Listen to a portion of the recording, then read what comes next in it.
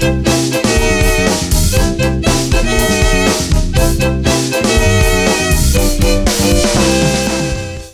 everybody and welcome. My name's Alison, the online piano and the online violin tutor. Now today I just thought I would just have a quick conversation with you about using the fourth finger on the violin. A lot of you are saying, is there anything special about it? You're having trouble stretching to it. You know it's something that you really need to do, but you know you're still using those open strings that you don't really want to do all the time unless you sort of have to, or unless the music says so, or for any other reason. So you must get used to using your fourth finger because it's very good to do. So I thought I would just maybe just run through a couple of things, or just point out a few things just to perhaps help you with it, or maybe just talk you through how I began to use my fourth finger. So what I'm going to do is, I don't obviously have any stickers or anything on my violin. I'm going to put a sticker or a little dot on the violin just for today's purpose, so you can see where the fourth finger is going to go, just because it's going to help me with this tutorial, so you can see how far from the nut of the violin or from the end of the violin is to where the fourth finger needs to go.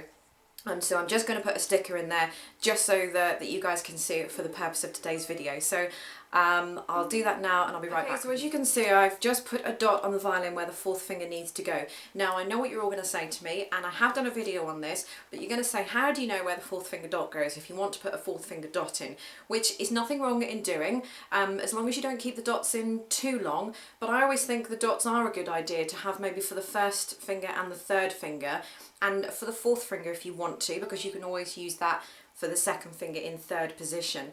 But some teachers sort of perhaps don't like to use the dots for their students, and the students are struggling with the finger placement a little bit, and the teachers sort of don't like them using it, otherwise they don't get to learn it. But my thoughts on that are, how are you supposed to learn, and how are you supposed to know and learn to know the sound of where the first finger and the third finger, for example, needs to go, if you don't know where they're going in the first place? If you're not musically minded at all, you've never done music before, you don't know one end of the violin to the other end of the violin, a high note compared to a low note, you know, something like that, then by having these dots on there can just help reaffirm the sound of the first finger and the sound of the third finger on the violin, and then you can take those dots away. So if you don't know those sounds in the first place, then it does make it very, very difficult. And I do understand where those teachers are coming from, but I do use the dots, and then after, say, grade 1, I take away the dots, and none of my students have had any problems at all, and it's never stopped them going on and being very successful and getting very, very, very high marks in their other exams. So that's that. So I did use, I used the little dots, and I have got a video, so I'll link it. It was this little sticker called Don't Fret that I've got. I'll link the video somewhere coming up now so you can look at that. But a lot of you are saying, where do you put the dots on the violin? Well, this Don't Fret sticker just slots underneath the violin. The whole thing peels off, so it's just on the backing, the white backing at the moment, so it peels off so it's completely clear, and you stick it up to the violin, stick it on, and then you know where your fingers are supposed to go. But go check out that video and that'll tell you more information on that. So this is my fourth finger dot that I've put on now. I haven't got any of the other dots on, just the fourth finger. So really you'll be used to putting finger 1, 2 and 3 on, but you'll probably not be used to putting on the fourth finger. Now obviously I don't find the fourth finger very difficult to use now, because I've spent so many years training and working hard and, you know, getting my hand in the right position. But I think some students tend to have their hand, or the palm of their hand, up against the violin.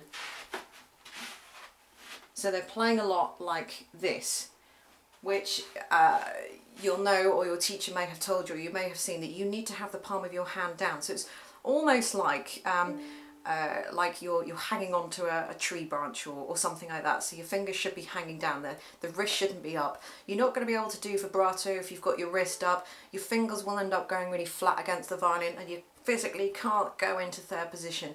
So part of having your being able to use your fourth finger and get the most out of that, is to have your wrist down, and so this part here is nice and straight against the arm.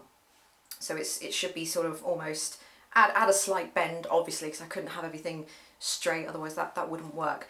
And then also my thumb for me, and this does differ slightly for everybody, so I just want to say that everybody's hand is different, but generically if we're all kind of doing the same thing roughly, it should help you. But everybody's hand is slightly different. Your thumb might be bigger or smaller than mine, for example, and all that kind of thing. But my thumb sort of rests on the side of the neck of the violin, and if I need to go over to the G string, it slides under so I can reach my hand round more, and if I'm on the E string, it sort of comes up to this position here. So this would be my thumb here. So if I need to hit the G string, can you see it moving away? It sort of slides. I'm exaggerating the movement now, but it slides sort of up and under so my hand can come over and reach all the way over the violin. So this is why if my hand is down, it makes it much easier for my finger to stretch. You'll also notice as well that the side of my hand is nearly flat to the camera. It's not sort of like this or, you know, too far around. So I am twisting my arm when I do hold the violin. So my arm automatically does twist a little bit to try and give me that extra length for the fourth finger. So it does. If I hold my hand up straight, so I'm looking directly at the palm of my hand, when I play the violin it tilts, so you're seeing the back of my hand now. My palm is tilting almost the wrong way if you like, but it's the right way that it needs to be for the violin. So it's just an automatic movement for me because I've spent so many years practicing and playing the violin anyway. So if my wrist is down, my thumb is at the side. I don't want to have my thumb up too much because you can be somewhat restricted. So I like to have my thumb at the side, and it also makes a nice vibrato.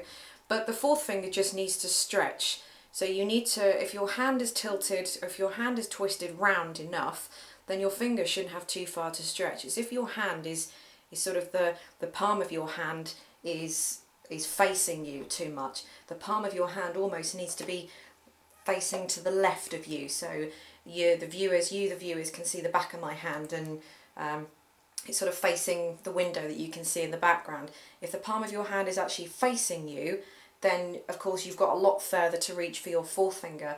So have your hand twisted around. The further round that your hand is twisted, the easier the movement will be. Now most of you will probably find that a stretch in itself, and I understand that it is a stretch, even though it's natural for me because I'm just used to being in that position now, no more than when I pick up the violin, and you know, everything slots into place because I've been playing for so many years. So you will find that movement a little bit difficult, but as long as you understand how to get there and what you're supposed to do, you'll find you'll be able to stretch more and more as each day goes on. Just exactly like gymnasts, they just don't walk through the door day one, lesson one, and boom, they can do the splits. You almost have to train your body and stretch your limbs and stretch your body, or whatever it is that you need to do before you can then do the splits a couple of months later. So you're kind of limbering up and increasing your ability to go further and further. So that's kind of what you're doing on a small scale on the violin, making your hand sort of get to that fourth finger there. So if you want to have a dot there, if you're not having trouble with any of the other fingers, that's great. But if you want to have a dot for the fourth finger, just so that you know how far it's got to stretch. If the eye can realise how far it's got to stretch and the hand knows how far it's got to stretch, then you can take the dot away. But never ever be afraid to use the fourth finger, and the sooner you can get into using the fourth finger, the better it will be for you. So I hope that helps a little bit with the fourth finger. This was a requested video, so I hope that helped. I'm sorry I can't remember who it was that requested it, but I hope you're watching and I hope it does help you, and I hope it helps everybody else as well, and maybe shed some light on that. So thanks very much for watching, and I'll catch you all next time.